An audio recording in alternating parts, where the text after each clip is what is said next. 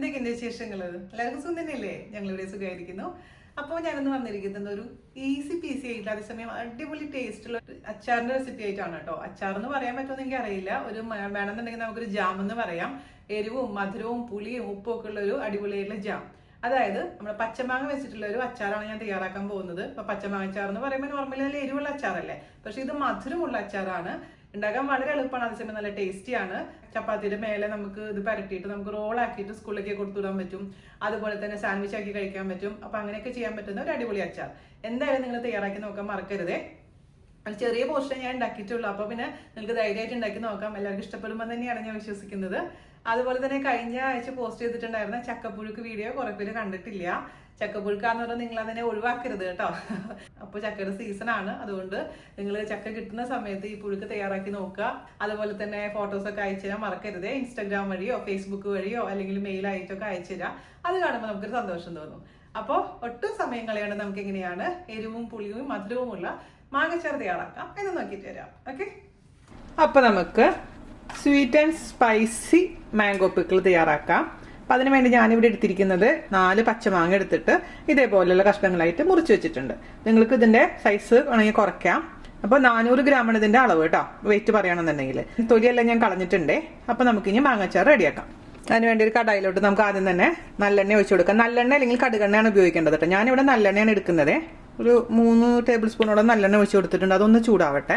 എണ്ണ ചൂടായിട്ടുണ്ട്. നമുക്ക് അതിലോട്ട് കുറച്ച് കടുക് ഇട്ട് കൊടുക്കാം. അതുപോലെ തന്നെ ചുലുവ. പിന്നെ ഞാൻ ചേർത്ത് കൊടുക്കാൻ പോകുന്ന കുറച്ച് ജീരകമാണ്, ചെറിയ ജീരകം, അതായത് ക്യൂമിൻ സീഡ്സ്. അത് ഓപ്ഷനിലാണ് കേട്ടോ. ഒരു നുള്ളി ചേർത്ത് കൊടുത്തിട്ടുണ്ട്. ഇതൊന്ന് പൊട്ടട്ടെ. ആ സമയത്ത് നമുക്ക് കുറച്ച് കറിവേപ്പിലയും കൂടെ ചേർത്ത് കൊടുക്കാം. ഇനി നമുക്ക് ഇതിലോട്ട് ഇട്ട് കൊടുക്കേണ്ടത് ഒരു 1/4 ടീസ്പൂൺ മഞ്ഞൾപ്പൊടിയാണ്. അതുപോലെ തന്നെ 3/4 ടേബിൾ സ്പൂൺ എരിവെള്ള മുളക് പൊടി. എരിവെള്ള മുളക് പൊടി താല്പര്യമില്ലെങ്കിൽ കാശ്മീരി മുളക് പൊടി 1 ടേബിൾ സ്പൂൺ ഇടാം കേട്ടോ. നന്നായിട്ടൊന്ന് മിക്സ് ചെയ്ത് കൊടുക്കാം. 1/4 ടീസ്പൂണോളം ഉലുവയുടെ പൊടി. എന്നിട്ട് നമുക്ക് ഈ മാങ്ങ ഇട്ട് കൊടുക്കാം. നന്നായിട്ട് മിക്സ് ചെയ്ത് കൊടുക്കാം. ഇത് നമ്മൾ മുളക് പൊടി കരിയാൻ പാടില്ല, പ്രത്യേകിച്ച് ശ്രദ്ധിക്കണേ. ഇനി നമ്മൾ ഇടാൻ പോകുന്നത് വറുത്ത് പൊടിച്ച് വെച്ചിരിക്കുന്ന കായത്തിന്റെ പൊടി 1/4 ടീസ്പൂൺ, 1 ടീസ്പൂൺ ഉപ്പ്. പിന്നെ ഞാൻ ഇവിടെ ചേർക്കാൻ പോകുന്നത് പൊടിച്ചു വെച്ചിരിക്കുന്ന ശർക്കര, ഒരു അച്ച് ശർക്കര കേട്ടോ. നിങ്ങൾക്കിപ്പോൾ ശർക്കര താല്പര്യം ഇല്ല എന്നുണ്ടെങ്കിൽ അതിന് പകരം ഫുൾ പഞ്ചസാര ചേർത്താലും മതിയാകും. എല്ലാം കൂടി നന്നായി അങ്ങ് മിക്സ് ചെയ്ത് കൊടുക്കുക. പിന്നെ ഞാനിതിലേക്ക് 1 ടേബിൾ സ്പൂൺ വിനീഗറും കൂടെ ചേർത്ത് കൊടുക്കാൻ പോവുകയാണേ. ഞാനിതിൽ അവസാനമായിട്ട് 1 ടീസ്പൂൺ ഷുഗറും കൂടെ ചേർക്കുന്നുണ്ട്. ഷുഗർ ഓപ്ഷനിലാണ് കേട്ടോ. മിക്സ് ചെയ്യാം. എന്നിട്ട് അടച്ചു വെച്ചിട്ട് നമുക്ക് നന്നായി ഇതങ്ങ് കുക്ക് ചെയ്തെടുക്കാം. മീഡിയം ഫ്ലെയിമിൽ ഇടയ്ക്കിടയ്ക്ക് തുറന്ന് ഇളക്കി കൊടുക്കാൻ മറക്കരുത്. അപ്പോഴേക്കും ഈ ശർക്കരയൊക്കെ നന്നായി അലിഞ്ഞ് എല്ലാം കൂടി ഒന്ന് യോജിക്കും. നമ്മളിപ്പോൾ ഇത് തൽക്കാലം വെള്ളം ഒഴിച്ചിട്ടില്ല, ആവശ്യമുണ്ടെങ്കിൽ മാത്രം വെള്ളം ഒഴിച്ചാൽ മതി. അപ്പോൾ ഞാനിവിടെ മൂടി തുറന്നേ നന്നായി കുക്കായിട്ടുണ്ട്. ഒന്നും കൂടെ ഒന്ന് കുഴച്ച് വേണമെങ്കിൽ എടുക്കാം. അപ്പോൾ നമ്മുടെ അച്ചാർ റെഡിയാണ്. രുചി നോക്കാൻ മറക്കരുത്. എന്തെങ്കിലും കുറവ് പോലെ തോന്നുകയാണെങ്കിൽ, അത് ഉപ്പോ എരിവോ അല്ലെങ്കിൽ കുറവ് പോലെ തോന്നുകയാണെങ്കിൽ അത് ആഡ് ചെയ്യാൻ മറക്കരുത്. അപ്പോൾ എരിവ് എന്ന് പറയുന്നത് ഞാനിപ്പോൾ 3/4 ടേബിൾ സ്പൂൺ സാധാരണ മുളക് പൊടിയാണ് ഇട്ടേക്കുന്നത്. അതേസമയം നിങ്ങൾക്ക് എരി ഇത്ര വേണ്ടാന്നുണ്ടെങ്കിൽ അതിന് പകരമായിട്ട് കാശ്മീരി മുളക് പൊടി ഇടാം, അല്ലെങ്കിൽ ഇതിന്റെ അളവ് കുറയ്ക്കാം. അപ്പോൾ 1/2 ടേബിൾ സ്പൂണൊക്കെ ഇട്ടാൽ മതിയാവും കേട്ടോ.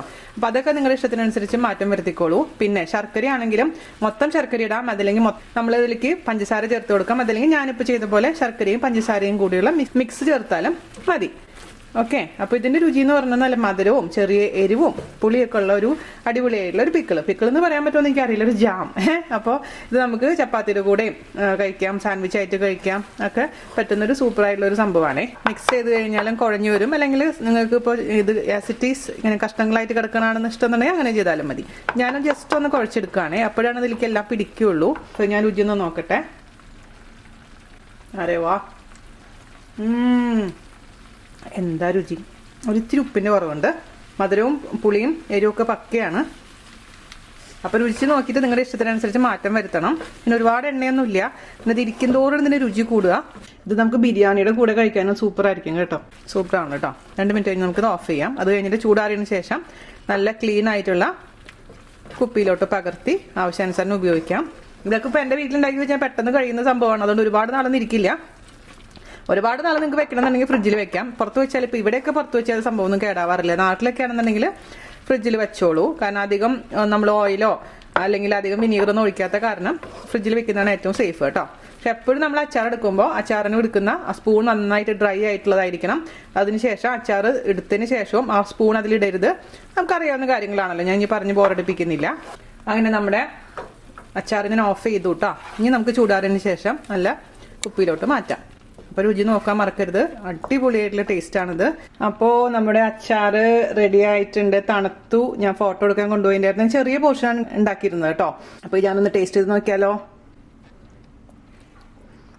എന്താ ഞാൻ പറയാ, സൂപ്പർ ടേസ്റ്റ് എന്ന് പറഞ്ഞാൽ സൂപ്പർ ടേസ്റ്റ് ആയിട്ടുണ്ട്. എനിക്ക് പാകത്തിന് മധുരമാണ്. അപ്പം മധുരവും എരിവൊക്കെ നിങ്ങളുടെ ഇഷ്ടത്തിനനുസരിച്ച് മാറ്റം വരുത്തിക്കോളൂ. ഇതെല്ലാം പെർഫെക്റ്റ് ആയിട്ടുണ്ട്. അപ്പം എന്തായാലും തയ്യാറാക്കി നോക്കാൻ മറക്കരുത്. മാക്സിമം ഷെയർ ചെയ്യുക, നമ്മളിന്ന് സപ്പോർട്ട് ചെയ്യാം കേട്ടോ. അപ്പം അടുത്ത അടിപൊളിയായിട്ടുള്ള റെസിപ്പി ആയിട്ട് വരുന്നവരെ നന്ദി, നമസ്കാരം. താങ്ക്